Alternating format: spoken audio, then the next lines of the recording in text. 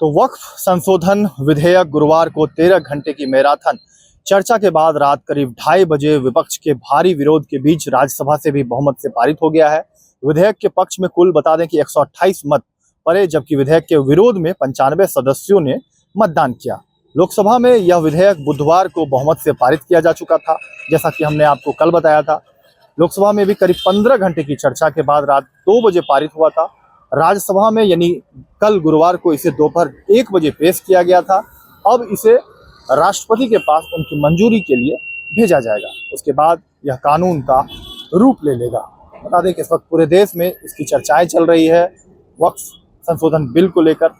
राज्यसभा में इस विधेयक पर चर्चा में भाग लेते हुए सदन के नेता और भाजपा अध्यक्ष जेपी नड्डा ने कहा है कि वक्फ संशोधन विधेयक का मकसद वक्फ की जमीन के प्रबंधन में पारदर्शिता सुनिश्चित करना है, ताकि उनके दुरुपयोग पर काबू पाया जा सके और मलाई खाने वाले जो जमीन माफिया हैं उस पर रोक लगा सके।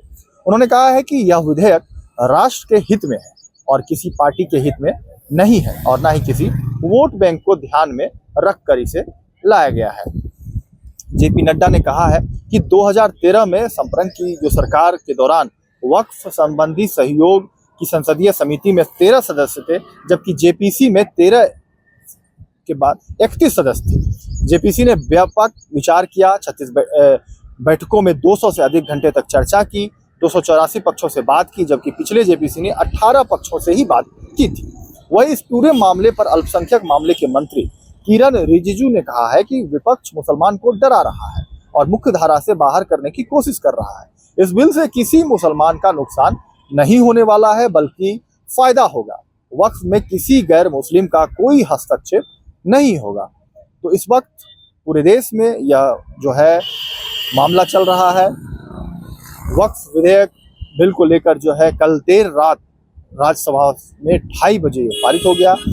परसों भी लोकसभा से करीब 2 बजे तक रात में तक बहस चली और उसके बाद वहां से भी पारित हो गया।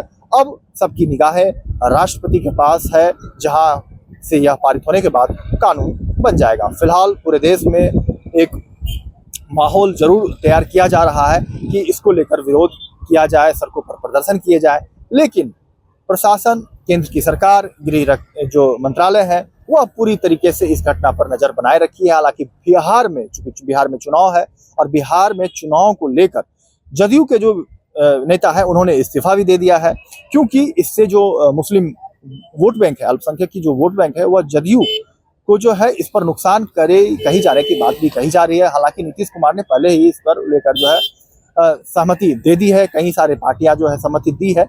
यहाँ भी जो है आजसू ने समर्थन दिया है, क्योंकि यहाँ भाजपा में उनके साथ समर्थन सरकार में है, और यहाँ झारखंड में गठबंधन है। हालांकि विपक्ष जो है, जो इंडिया गठबंधन की जो यहाँ पर जेएमएम हो, कांग्रेस हो या आरजेडी हो, वह इन चीज़ों का विरोध जो है कर रहे हैं, खुल के वक्फ विधेयक का विरोध कर रहे हैं। हालांकि जो झामुमो के नेता है उनका भी बयान आया है। आप देखिए कि किस तरीके से आगे इस मामले को लेकर जो है आने वाले दिनों में प्रदर्शन की जो बातें कही जा रही है। महागठबंधन यानी इंडिया गठबंधन जो है खुलकर इसे विरोध जरूर कर रहे हैं, लेकिन बता दें कि ताजा हालात यही है कि लोकसभा से पारित हो चुका है, राज्यसभा से भी पारित हो चुका है। सबकी निगाहें अब राष्ट्रपति भवन की ओर है। अगर वहां से सिग्नेचर हो जाती है तो यह कानून बन जाएगा। आपने देखा कि क्या कुछ जो है प्रतिक्रियाएं पक्ष और विपक्ष ने इस पूरे मामले को लेकर दिया है।